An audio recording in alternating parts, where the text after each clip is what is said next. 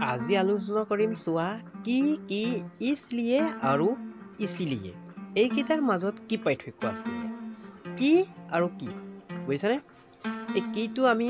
উচ্চাৰণ কৰোঁতে কি বুলিয়ে কওঁ কিন্তু দুটা বেলেগ বেলেগ হয় আৰু ইছলিয়ে আৰু ইছিলিয়ে এই দুটাৰ মাজতো পাৰ্থক্য আছে বুজিছানে তোমালোকে এইবিলাক সৰু সৰু শব্দবিলাকৰ অৰ্থ ভালকৈ নিখুঁতভাৱে জনাটো আমাৰ প্ৰয়োজন এতিয়া আমি প্ৰথমে কি দিম তোমালোকক মই প্ৰথমে দিম এই কিটো দিম এই প্ৰথম এই কিটো যোনটো হস্যইকাৰ আছে দীৰ্ঘইকাৰ আছে এইটো শিকাম চোৱা এতিয়া চোৱা মে বাক্য দি কি বুজাম দেই চাই লওয়া মে উসকি মা হো ইয়াত উসকি কিটো লাগি গ'ল প্ৰিয়া মা কি ছোটি বহন হে ইয়াত চোৱা কি আছে মা কি আছে নে নাই হেতু মই বুজাই দি আছো আকৌ চোৱা কিসকি यादों में डूबी हुई हो ইয়াত চোৱা কিসকি কি আছে যদি এনেকৈ আমি হিন্দীতে আমি পাও কিন্তু আমি পালে ইয়াৰ অৰ্থটো কি হেতু জানিব লাগিব হয় নহয় গতিকে আমি অসমীয়া দিম জানো দিদি অসমীয়াত বুজাই দিও তাৰ পিছত মই বুজাই দিম তেতিয়াহে তোমালোকে ভালকৈ বুজি পাবা চোৱা মে উসকি মা হো মানে মই তাইৰ মা ইয়াত অসমীয়াত কি আছে আৰু ইংৰাজীত কেনে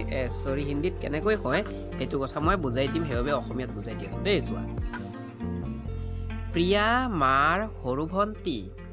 উস কিসকি यादों में डूबी हुई हो মানে কাৰ স্মৃতিত ডুবি আছা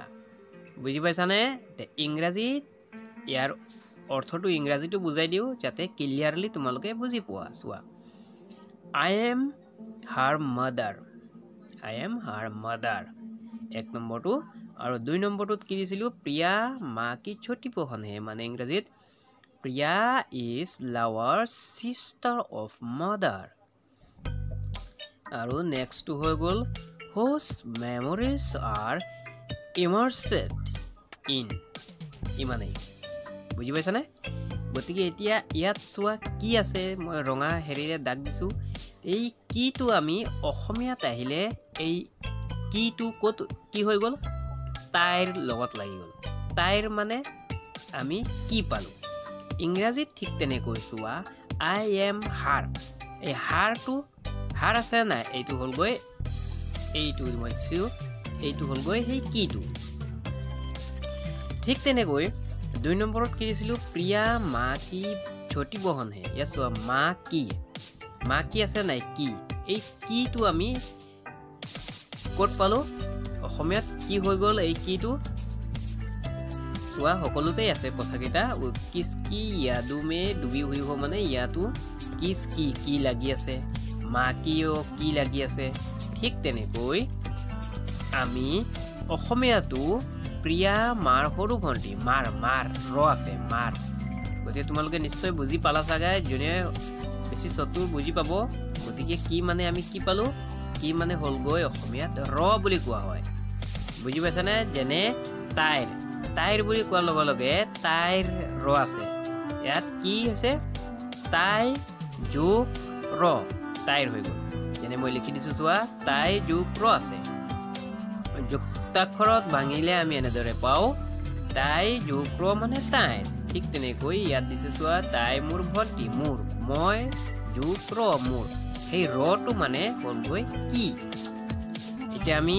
দীৰ্ঘইকাৰৰ কথাটো আমি শিকিলো এতিয়া আমি কি শিকিম যে এই শব্দটো আমি কেনেকৈ ব্যৱহাৰ কৰো তাক মই বুজাবলৈ কি কৰিছো এতিয়া মই তোমালোকক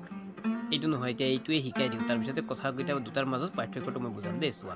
ইয়াৰ কাৰণেও মই অসমীয়া আমি কি কৰিম হিন্দীত কেনেদৰে আমি এইটো শব্দটো আমি পাওঁ তাকে মই বুজাই দি আছো চোৱা मैं बोला था कि आज आप नहीं आएंगे ইয়াত চোৱা কি আছে নে নাই তাৰ পিছত দিছো আকৌ চোৱা वो है कि मुझसे प्यार ही नहीं करती ইয়াতো চোৱা मैं वो है কি আছে ঠিক তাকে মই অসমীয়াত আকৌ বুজাই কিনি ট্ৰান্সলেট কৰি দি আছো তোমালোকক যাতে ভালকৈ বুজি পোৱা যেনে অসমীয়াত কেনেদৰে হয় আৰু হিন্দীত কেনেদৰে হয় তাকে মই বুজাই দিম দেই চোৱা মই কৈছিলো যে দেউতা নাহিব আৰু তাই হয় যে মোক ভালেই নাপায় ইয়াত চোৱা দুটাৰ মাজত কথাটো ক'ত আছে চোৱা ইংৰাজীটো দি দিওঁ তাৰপিছতে একেলগে বুজাই দিম হ'বনে চোৱা ইংৰাজীত বেছি নিদিওঁ আৰু দেই চোৱা I said that father will not come মানে কি আকৌ দি আছো চোৱা 2 নম্বৰটো she is that not love me কথাকেইটা বুজি পাইছানে ওপৰতো মে বোলা থা কি আজ পাপা নহি আएंगे মানে অসমীয়াত হ'ল গৈ মই কৈছিলো যে দেউতা নাহিব এই কথাটো মই ইংৰাজীত দিছিলো I said that father will not come এটা ইয়াৰ মাজত কি আছে ইয়াত চোৱা কি দিছিলো ইয়াত মে বোলা থা কি আছে নাই ঠিক ইয়াতে অসমীয়াত কি হৈ গ'ল এইটো যে বুলি কোৱা হ'ব মই কৈছিলো যে এটা বুজি পালানে নিশ্চয় বুজি পালা যে হসইকাৰ কি হলে কি হ'ব যে হয় বুজি পাইছানে ইংৰাজীত ইয়াক ডেট বুলি কোৱা হয় এইটো চোৱা তলৰ মই দাগ দি দিছো বুজি পালানে ঠিক তেনেকৈ ইয়াতো এনেকৈ বুজাইছে যে ও হে কি মুझसे प्यार नहीं करती या तो वो है কি আছে নাই গতিকে এই কিটো আমি অসমীয়াত কি পাইছিলো তাই হয় যে মোক ভালে নাপায় তাই হয় যে পালো গতিকে তলটো এনেদৰে মই দিছো চোৱা ইংৰাজীত যে she is that বুজি পাইছা না দাগ দি দিছো মই চোৱা এইটো কিটো এই কিটো অসমীয়াত ক'ত হয় হি যে হৈ গ'ল ইয়াত যে হৈ গ'ল বুজি পালানে এইবিলাক সাধাৰণ শব্দ অৰ্থ গতিকে কি দিলেও অকল খালি হেৰি নহয় কি হসইকাৰ কিৰ অৰ্থ বেলেগ আৰু দীৰ্ঘইকাৰ কিৰ অৰ্থ বেলেগ হয় আমি কথা কওঁতে এইবিলাক বুজি পাওঁ গতিকে আচলতে কিন্তু এই বাক্যটো she is that not love me মানে এইটো শুদ্ধ বাক্য নহয় কিন্তু মই তোমালোকক বুজাবলৈ এইটো কৈছো বুজি পালানে ইয়াৰ পৰা আমি কি বুজি পালো কি মানে হৈ গ'ল আমি কিৰ সূত্ৰ মতে যদি সূত্ৰৰ দৰে যদি ভাবো তেতিয়া হলে কি হ'ব কি মানে অসমীয়াত কোৱা হ'ব যে ইংৰাজীত কোৱা হ'ব that এইটো তোমালোকে মনত ৰাখিবা আৰু হসইকাৰ কাৰণে কি কৈছিলো মই মনত আছেতো ঠিক আছে বাৰু এতিয়া আমি কি কৰিম আমাৰ ওচৰত কি আছে এতিয়া তাৰ পিছত इसलिए অৰ্থ বেলেগ আৰু ইসিলিয়ে অৰ্থ বেলেগ হ'ব দেই মই বাইক কৰে তোমালোকক বুজাই দি আছো তাতে ভালকৈ বুজি পোৱা मैं इसलिए आया कि आप बीमार हैं আমি এনেকৈ শুনা পাইছো নিশ্চয় হিন্দী কথা কওঁতে मैं भी इसलिए आया हूं ताकि मुझे भी थोड़ा जाए বুজিছানে কথাটো मैं भी थोड़ा আমি এনেকৈ কথা কওঁতে মানে ব্যৱহাৰ কৰো হেতু মই বুজাই আছো তোমালোকক দেই চোৱা তে এই ঠাইত इसलिए দিছো আমি যিকোনো কথাত তাৰপিছত এইটো চোৱা इसलिए मैं भी इसलिए आया हूं ताकि मुझे भी थोड़ा मिल जाए এনেকৈ আৰু দেই এতিয়া কথাটো হৈ গ'ল কি অসমীয়াত ইয়াকে বুজিব পাৰি কেনেকৈ এনেকৈ বুজিব পাৰিছো মই বুজাই দিছো অসমীয়াত হ'ব কি এই কাৰণেই আমি এই শব্দটো অৱশ্যে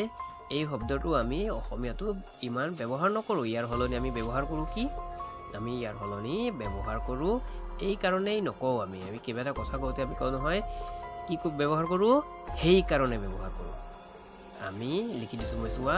সেই কাৰণে ব্যৱহাৰ কৰো আমি কিবা কথা পাতোতে সেই কাৰণে শব্দটো বেছি কওঁ কিন্তু এই কাৰণেও অৰ্থটো আছে যেনে যোনটো আমি কৰো এইটো হেইটো যেনেকৈ আছে ঠিক তেনেকৈ এইটোৰ নিচিনা इसलिए কিন্তু এই কাৰণেও আমি কিবা এটা সামান্য কথা হলে আমি এই কাৰণে কওঁ বুজি পালানে তোমালোকে মই তোমালোকক বুজাবলৈহে মানে দিছো কথাটো দেই ভালকৈ বুজি পাই ল'বা ইংৰাজীত ইয়াকে কি বুলি কোৱা হয় therefore বুলি কোৱা হয় therefore বুজি পাইছানে इसलिए মানে therefore ঠিক তেনেকৈ আকৌ আছে কি इसलिए গতিকে इसलिए অৰ্থটো কি হ'ব নিশ্চয় কোনোবাই যোনে চালাক বেছি গম পাই গৈছে इसलिए কি হ'ব যোনে নাজানা ভালকৈ শুনি লোৱা इसलिए মানে হ'ব কি इसलिए আৰু इसीलिए দেই গতিকে চোৱা मेरे पास 2 हाथ है इसीलिए सब कुछ कर सकता हूं এনেকৈ আমি নিশ্চয় মানে মই উদাহৰণ স্বৰূপে আমি কেনেকৈ ব্যৱহাৰ কৰো তাৰ বাবে মই বাক্য দিছো চোৱা मैं भी तुमसे प्यार करता हूं इसीलिए अब तक शादी नहीं किया এনেকৈ মানে কথা মই ব্যৱহাৰ কৰাটো কেনেকৈ ব্যৱহাৰ কৰা হয় তাকে বুজাই আছো দেই চোৱা ইয়াত চোৱা इसीलिए মই দিছো হয় নহয় তলতো মই কি দিছো ইসিলিয়ে গতিকে তোমালোকে বুজিব পাৰা যে ইসলিয়ে আৰু ইসিলিয়ে কথাকেইটা কেনেদৰে ব্যৱহাৰ কৰা হয় নিশ্চয় গম পাইছা তোমালোকে এইটো সহজ কথা গতিকে আমি বুজিম কেনেকৈ যে ইসিলিয়ে আৰু ইসলিয়ে এই দুটাৰ অৰ্থ কি অসমীয়াত ইংৰাজীত কেনেদৰে বুজি পাম আমি এই কাৰণে আৰু সেই কাৰণে কিন্তু ইংৰাজীত দুটাৰেই অৰ্থ একেই হৈ যায় বা এই কাৰণে সেই কাৰণে বা সেইবাবে বা বাবে হয় নহয় কিন্তু ইংৰাজীত ইয়াকে কি বুলি কোৱা হয় মই ইংৰাজীত তোমালোকক বুজাওৱাটো কৰ্তব্য মোৰ চোৱা ইসলিয়ে আৰু হিসলিয়ে একেটাই বস্তু হয় ইমান এটা ডিফাৰেন্স নহয় কিন্তু ইংৰাজীত ইয়াক কি বুলি কোৱা হয় ইন ইংলিছত কি বুলি কোৱা হ'ব মই তাকে বুজাই আছো চোৱা ভালকৈ বিকজ ৰিজন দেয়াৰফৰ বুজিছানে কথাটো হিন্দীৰ ইসলিয়ে আৰু ইসলিয়েৰ অৰ্থটো হ'লগৈ বিকজ ৰিজন দেয়াৰফৰ কথাটো বুজি পাইছানে তোমালোকে আজি আৰু বেছি ভিডিঅ'টো দীঘল নকৰো তোমালোকে ভাল লাগিলে নিজৰ মনৰ পৰা লাইক এটা কৰিব আৰু দেই ইমানে কওঁ আৰু